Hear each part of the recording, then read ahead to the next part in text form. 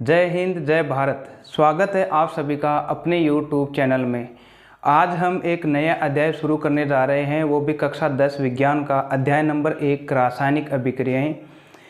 अब रासायनिक अभिक्रियाएं में क्या हमको कौन कौन सी अभिक्रियाएं पढ़नी है, वो कितने प्रकार की होती है, उनमें जो अभिक्रियाएं हैं उनको कैसे संतुलित किया जाता है, ये सभी देखेंगे। तो आइए हम शुरू करते हैं।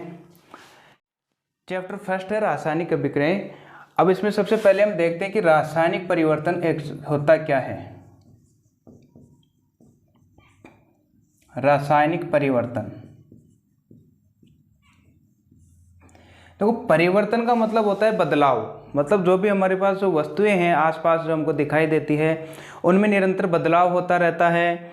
कोई ठोस से द्रव में बदल जाती है, द्रव से गैस में बदल जाती है, तो इनमें जो ये परिवर्तन होता है इसी को हम कहते हैं बदलाव। अब देखो ये जो बदलाव है वो मुख्यतः दो प्रकार के होते हैं। या तो एक वस्तु से जब दूसरी वस्तु बन जाती है, दूसरी वस्तु से अगर हम वापस पहले वाली वस्तु को प्राप्त कर लेते हैं। और एक कंडीशन हमारे पास ये होती है कि एक वस्तु से दूसरी वस्तु तो बन तो जाएगी, लेकिन दूसरी वस्तु से हम पहले वाली वस्तु को फिर से प्राप्त नहीं कर सकते, और जो नई वाली जो वस्तु बनेगी हमारे पास वो उस पहले वाले वस्तु से पूर्णतः भिन्न भी होगी। तो इस तरीके के जो परिवर्तन होते हैं दो प्रकार के होते हैं, भौतिक परिवर्तन और रासायनिक परिवर्तन। लेकिन इस चैप्टर के अंदर हम केवल एक रासायनिक परिवर्तन देखेंगे। तो रासायनिक परिवर्तन होता क्या है? वे परिवर्तन जिनमें नए गुणों वाले पदार्थ का निर्माण होता है, अर्थात जो हमारे पास पदार्थ तो बनता है नया, लेकिन उसमें नए गुण आ जाते हैं पहले वाले पदार्थ की तुलना में, तो वे जो परिवर्तन है वो कहलाते हैं रासायनिक परिवर्तन। और ऐसे अभिक्रियाओं को हम रासायनिक अभिक्रिया भी कहते हैं। तो रासायनिक परिवर्तन किसे कहेंगे? कि ऐसे परिवर्तन जिसमें नए गुणों वाले पदार्थों का निर्माण होता है उसे हम रासायनिक परिवर्तन कहते हैं, और ऐसे अभिक्रियाओं को रासायनिक अभिक्रिया कहते हैं। जैसे अगर हम उदाहरण देखें, एक अगर हम देखें कोयले का जलना, कोयले का जलना, अगर कोयले का जलना है, या फिर जैसे मान लो जो हमारी श्वसन क्रिया है वो भी एक प्रकार के रासायनिक परिवर्तन का ही उदाहरण है। अब हम देखते हैं कि अगर कोयले को जलाते हैं तो हमको पता है उसमें से जो गैस निकलेगी वो निकलेगी CO2। तो ये जो है हमारे पास नया पदार्थ बन गया, और इस नए पदार्थ को हम रासायनिक परिवर्तन का नाम दे देते हैं। अब हम देखते हैं कि जब रासायनिक परिवर्तन अगर होता है तो हमको क्या क्या परिवर्तन देखने को मिल सकता है, और उनमें हम कैसे पता करेंगे कि किसी भी पदार्थ के अंदर रासायनिक परिवर्तन हुआ है या नहीं। तो अब हम देखते हैं रासायनिक परिवर्तन के प्रेक्षण। रासायनिक परिवर्तन के प्रेक्षण, हमको जांच करनी है कि किसी पदार्थ में रासायनिक परिवर्तन कब होगा। तो परिवर्तन कब होगा? अगर कोई वस्तु एक वस्तु से अगर दूसरे वस्तु के अंदर अगर परिवर्तन हो रहा है उसका, तो पहले उसमें जो होगा गैस का निकास होगा, अर्थात हो सकता है उसमें से गैस बाहर निकल रही होगी, तो गैस का उत्सर्जन। या फिर अगर हम दूसरे इसके अगर जांच से अगर पता करें तो वो हो सकता है उसके तापमान में परिवर्तन हो सकता है, तापमान में परिवर्तन भी हो सकता है। फिर है, और हम कैसे पता कर सकते हैं कि किसी पदार्थ में रासायनिक परिवर्तन हुआ है कि नहीं है? तो हम उसकी जब अवस्था परिवर्तन हो जाए तब भी हम पता कर सकते हैं कि इसमें रासायनिक परिवर्तन हुआ है, अर्थात जब अवस्था में परिवर्तन हो जाएगा तब भी हम कह देंगे कि इसमें रासायनिक परिवर्तन हुआ है। और कैसे पता कर सकते हैं? हो सकता है उसके गंध में परिवर्तन आ जाए, जो उसकी जो गंध है वो बदल रहा है, तो इसमें गंध में परिवर्तन, गंध में परिवर्तन। अगर हम इनमें से चार में से अगर हमको कोई भी अगर एक प्रेक्षण नज़र आता है तो हम कह देते हैं कि उसमें रासायनिक परिवर्तन हुआ है। तो परिवर्तन का मतलब हो गया बदलाव, और एक पदार्थ से दूसरे पदार्थ में बदलना। अब हम आगे वाला देखते हैं टॉपिक इसके अंदर कि जो रासायनिक समीकरण है वो क्या होता है। रासायनिक समीकरण, हमारे पास देखो रासायनिक अभिक्रिया अलग था और रासायनिक समीकरण एक अलग शब्द है। इसमें दोनों में अंतर देखेंगे कि रासायनिक अभिक्रिया और रासायनिक समीकरण में अंतर क्या है। हमारे पास दो गैसें हैं, हाइड्रोजन और ऑक्सीजन, और हमको पता है जब ये दोनों मिल जाती है तो ये जल का निर्माण करती है H2O। अगर हम इसको हिंदी रूप में लिखें तो हमको लिखना पड़ेगा कि हाइड्रोजन है ये तो, और ये है हमारे पास ऑक्सीजन, तो इसको हम लिखेंगे जल। तो इसका मतलब है अगर हम इसको लिखें तो इस तरीके से लिखना पड़ेगा कि जब हाइड्रोजन और जब ऑक्सीजन जब दोनों मिलती है तब ये जल का निर्माण करते हैं। लेकिन इसी के रूप को अगर हम छोटा करना चाहें तो छोटा करने के लिए देखो, जो हाइड्रोजन है उसका हम प्रतीक काम में ले रहे हैं, ऑक्सीजन है उसका भी प्रतीक काम में ले रहे हैं, और जो जल है उसका भी प्रतीक काम में ले रहे हैं।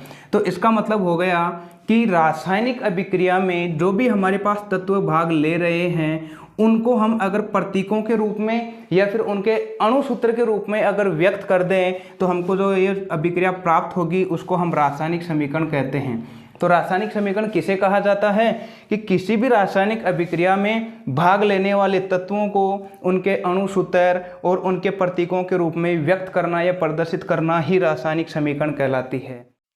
चाहे तो हम दूसरा उदाहरण ले सकते हैं, जैसे हमको पता है कि कार्बन है और ये जब ऑक्सीजन है जब ये मिलेगी तो कार्बन डाइऑक्साइड का निर्माण होगा, कार्बन डाइऑक्साइड का निर्माण।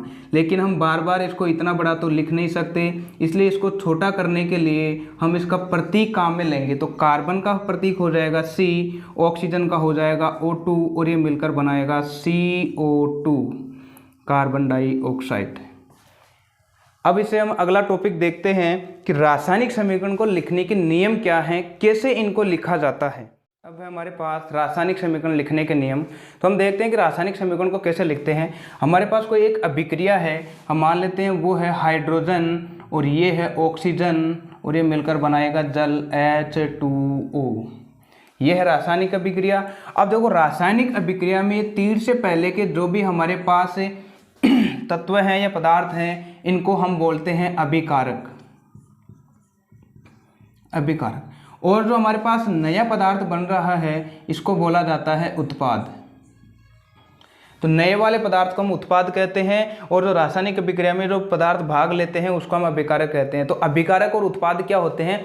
किसी भी रासायनिक अभिक्रिया में भाग लेने वाले इन पदार्थों को अभिकारक कहा जाता है। और उत्पाद किसे कहेंगे कि किसी भी रासायनिक अभिक्रिया में जिनमें नए पदार्थ का निर्माण होता है उन्हें हम उत्पाद कहते हैं। तो अब देखो, अभिकारकों को हमेशा तीर के बाईं ओर लिखा जाता है जबकि उत्पाद को हमेशा तीर के दाईं ओर लिखा जाता है।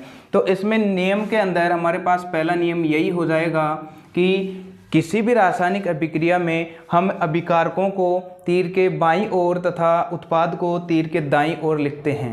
सेकंड वाला क्या हो जाएगा हमारे पास कि अभिकारक और उत्पाद के मध्य हमेशा तीर का चिन्ह लगाया जाता है या एरो का चिन्ह लगाया जाता है। 3 नंबर क्या हो जाएगा हमारे पास कि अगर हमारे पास अभिकारक या उत्पाद अगर 2 या 2 से अधिक है तो उनके बीच में हम प्लस का चिन्ह लगा देते हैं। तो देखो, यहाँ पर प्लस का चिन्ह लगा हुआ है। अगर अभिकारक 2 या 2 से अधिक है तो हम इसमें धन चिन्ह लगा देते हैं या प्लस चिन्ह लगा देते हैं। ये हो जाएगा हमारे 3 नंबर का बिंदु। इससे अगला वाला बिंदु क्या हो जाएगा, अगर कोई अभिक्रिया किसी ताप पर हो रही है जिसको हम गर्म कर रहे हैं और वो कितने गर्म होकर दूसरे पदार्थ में बदल गया तो जो ताप है या दाब है उसको हमेशा तीर के ऊपर लिखा जाता है। ताप, दाब या उत्प्रेरक, इन सभी को हम तीर के ऊपर लिखते हैं। ये इसका चौथा हो जाएगा नियम।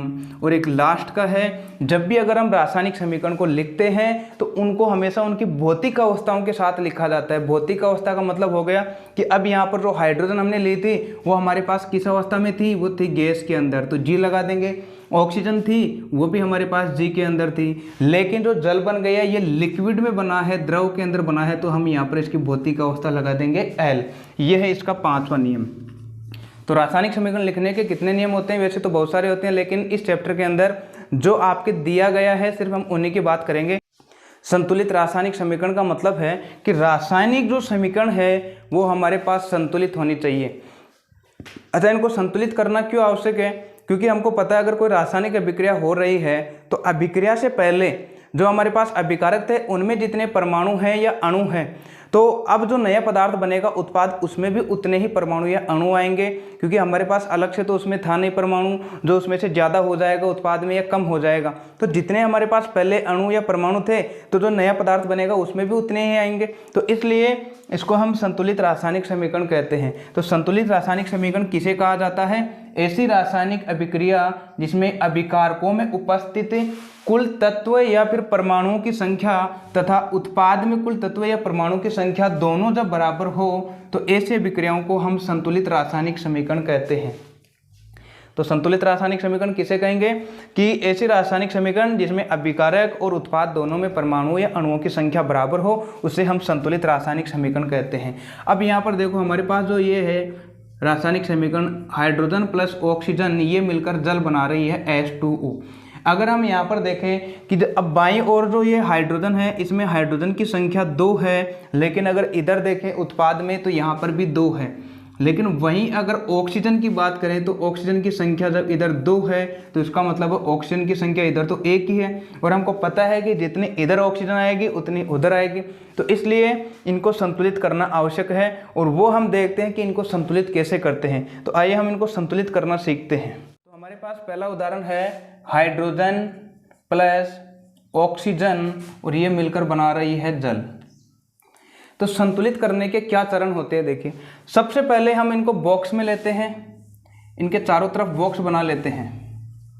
1 नंबर पर तो ये काम करना पड़ता है हमको कि इनके चारों तरफ बॉक्स बनाएंगे।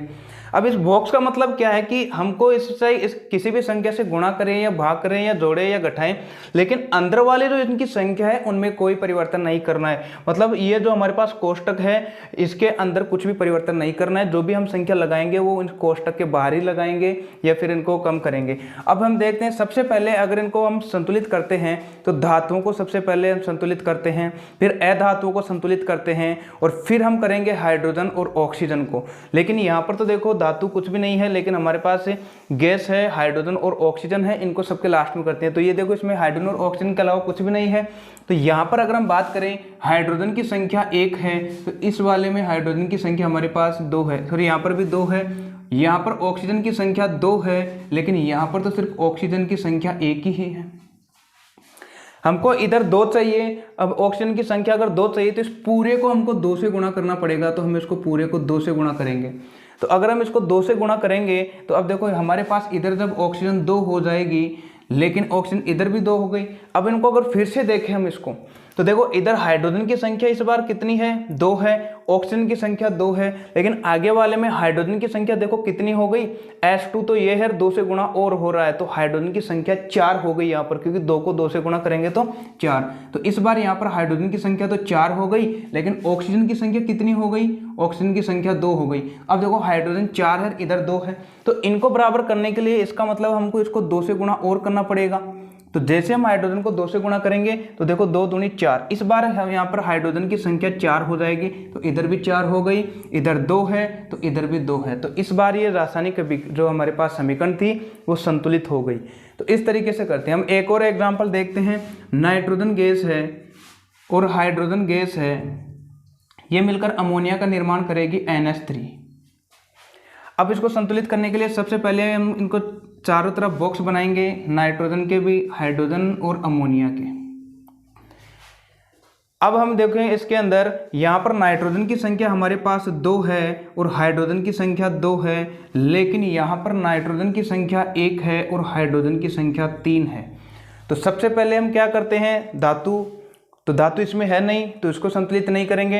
अधातु हमारे पास नाइट्रोजन है, क्योंकि हाइड्रोजन और ऑक्सीजन को तो सबके लास्ट में संतुलित करना है। तो इस बार नाइट्रोजन को करेंगे पहले। नाइट्रोजन इधर 2 है और इधर नाइट्रोजन 1 है, तो इसका मतलब यहाँ पर भी फिर अगर 2 अगर हमको करना है तो इस पूरे को 2 से गुणा करना पड़ेगा। तो जब 2 से गुणा करेंगे तो ये बन जाएगा हमारे पास 2NH3। अगर इधर 2 हो गया तो देखो नाइट्रोजन इधर इस बार 2 हो गया और इधर भी नाइट्रोजन 2 हो गया, लेकिन हाइड्रोजन देखो इस बार इधर अगर हाइड्रोजन 2 है, लेकिन यहाँ पर हाइड्रोजन हो गया 3 को जब 2 से गुणा करेंगे तो 6 हो गया इस बार यहाँ पर। तो अगर हमको हाइड्रोजन 6 करना है, लेकिन यहाँ पर तो हाइड्रोजन 2 ही है, तो फिर इसको 3 से गुणा करेंगे तभी 6 आएगा। तो इसका मतलब है इस हाइड्रोजन को 3 से गुणा करना पड़ेगा, तब जाकर इधर ये हाइड्रोजन की संख्या हमारे पास 6 हो जाएगी। अब हम देखें, देखो नाइट्रोजन 2 है, नाइट्रोजन 2, हाइड्रोजन कितना हो गया 3 दूनी 6 हो गया, तो इधर भी 6 है। इधर नाइट्रोजन हो गया हमारे पास 2 और इधर कितना हो गया 6 हो गया। तो इस तरीके से हम इनको संतुलित करते हैं। अब एक जो है रासायनिक अभिक्रिया वो मैं आप लोगों के लिए दे रहा हूँ, वो आपको करना है। कैल्शियम ऑक्साइड है और हमारे पास जल है। कैल्शियम ऑक्साइड है जिसको हम बिना बुझा हुआ चूना भी कहते हैं। जब इसको जल के अंदर डालेंगे तो ये बनेगा हमारे पास कैल्शियम हाइड्रोक्साइड। आपको इनको संतुलित करना है और बताना है कमेंट में कि इसका क्या आएगा। आज के लिए सिर्फ इसमें यही देखेंगे और बाकी हम देखेंगे इसका अगला वाला पार्ट कल वाली वीडियो में। तब तक के लिए धन्यवाद। अगर वीडियो अच्छा लगे तो इसको सब्सक्राइब भी करें, चैनल को अपने दोस्तों के भी साथ शेयर करिए। धन्यवाद।